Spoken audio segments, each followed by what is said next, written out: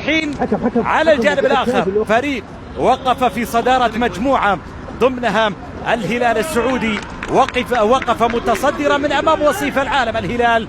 لذلك نحن نقول ونذكر بأننا أمام مباراة رائعة بحول الله تعالى ستتابعونها في هذا المساء. إذن اللحظات اللي ننتظر معها السيد خالد الطريس ليعطي إذن البداية وانطلاقة مباراة اليوم. العد التنازلي كما تتابعون في شاشة الملعب قبل انطلاقة المباراة، قبل بدء أحداث هذه المواجهة التي تبدأ بالفعل. أول عرضية واصلة إلى طارق سلمان، التسديدة الشرطة ضاعت عليه. أول أهداف المباراة طارق سلمان في أداء مرتبك مع بداية المباراة. الهيدوس يلعبها من الجهة اليمنى، بيدرو بعرضية والراسية مرت إلى خارج أرضية الملعب. حلوة الكرة، مرت الراسية إلى خشيب ومشعل برشم وغيره من اللاعبين الدوليين. كلها خيارات متاحة أمام المدرب السيد بيدرو أرقام رائعة لهذا الفريق اللي يملك فرصة والإبعاد حاضر لتعود الكرة من جديد وتسديدة من مسافة بعيدة مرت إلى خارج أرضية الملعب إلى ركلة مرمى. عبد المجيد أبو مدافعين وكرة اللعب وعرضية واصلة مرت إلى خارج أرضية الملعب. نعرف أن العراق تقدم الكثير. السد يبحث عن هدف. الكرة العرضية في منطقة السد مع الكرة والمحاولة العرضية. الله،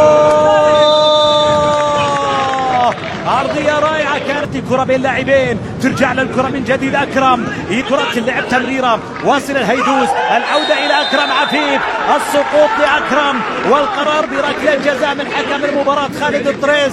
خالد الطريس ربما بحاجة أيضا الهويش للتأكيد على قراره في ظل اعتراض أكرم عفيف. جول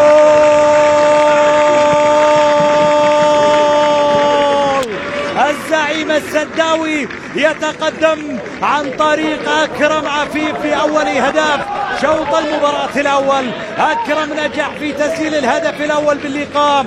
كرة كانت صعبة بعد من ماتيوس أوريبي. تعود الكرة بتسديد. الله، هنا وقف الصورة، هنا وقف الكاميرا، هنا وقف اللقطة. هنا أمامك أحلى لقطة سجلها الشرطة. 1-1. النتيجة ترجع مرة ثانية للشرطة العراقي بهدف رائع منهم. يعرفون بأنهم خطيرين من الكرات الثابتة ومن هذه الكرات بالتحديد.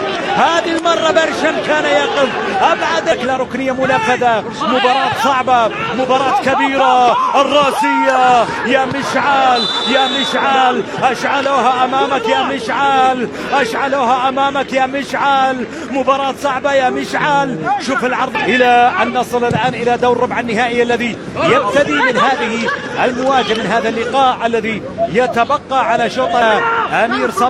أمير صباح يلعب كرة عرضية، العرضية واصلة في أقصى اليسار. الكرات بالصورة المطلوبة لبغداد بنجاح. الكرة اللعب في هذه الأثناء أيها السيدات والسادة أعلن حكم المباراة السيد خالد الطريس صافرة معلنا عن نهاية أحداث شوط المباراة الأول من هذا اللقاء الجميل الذي كان رائعا بتفاصيله، بالتعادل الإيجابي بهدف لمدة المرمى الواضح على صورة، والذي واجه هدف صاروخي لم يكن له حولا ولا قوة لمنع من بلوغ شباك السد، بالإضافة إلى مشعل برشم، أوتا فيو، خوخي بو علام، طارق سلمان، بيدرو. الكرة مقطوعة من أكرم عفيف تعود لصالح الشرطة. مشعل برشم تدخل في وقت مناسب، أبعد الكرة إلى خارج أرضية الملعب للشرطة. أصبحت الأمور مختلفة تماما صالح السد. التمريرة ساقطة إلى منطقة الجزاء، العرضية داخل منطقة الجزاء، سيطر عليها أحمد باسل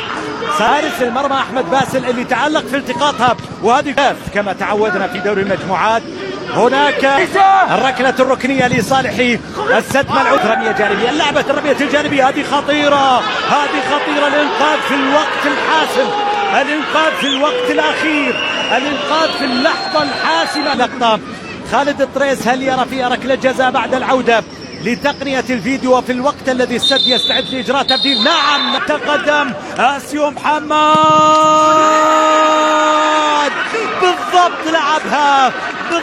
لعبها مثل ما لعبها أكرم عفيف، وسجلها مثل ما سجلها أكرم عفيف، وتقدم الشرطة مثل ما تقدم السد.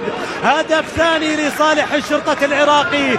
الشرطة يتقدم في المباراة.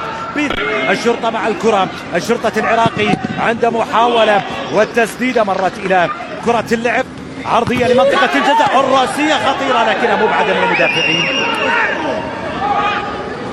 مبعد الكرة علام خوخي، ومحاولة وتسديدة وصلت باتجاه حارس المرمى أحمد باسل في الأمام.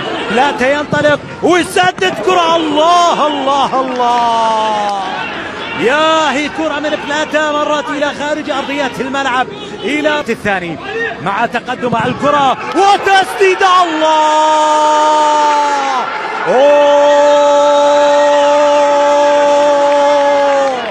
سلامي على الشرطة، سلامي على أبناء العراق، سلامي على أبناء الرافدين. هدف ثالث جميل بجمال العراق وبجمال عناصر الشرطة. المرور والكرة تمرر، التسديدة هذه تسلل لكن الكرة ما فيها تسلل، مستمرة للشرطة والتسديدة برشا مبعدها إلى خارج أرضية الملعب إلى ركلة ركنية، ولا يعود في المباراة للتعديل. هذه الكرة تسدد إلى رابع. الله الله الله الله الله الله الله، الشرطة بالأربعة ما أروعة. الشرطة يتفنن بشباك السد من كل الاتجاهات، من كل حد وصوب، يقتل. كرة أحمد باسل أخطأ فيها، ترجع لأكرم عفيف استغلها. أحمد باسل اقترف خطأ، أتاح للسد أن يقلص الفارق ويصبح على بعد هدفين. برافو بغداد بنجاح، ما كان فيها أناني، على طول فكر بأكرم عفيف لأنه الوقت لا يسمح، الوقت لا يسمح بالنسبة للسد ولبغداد بنجاح بأن يلعب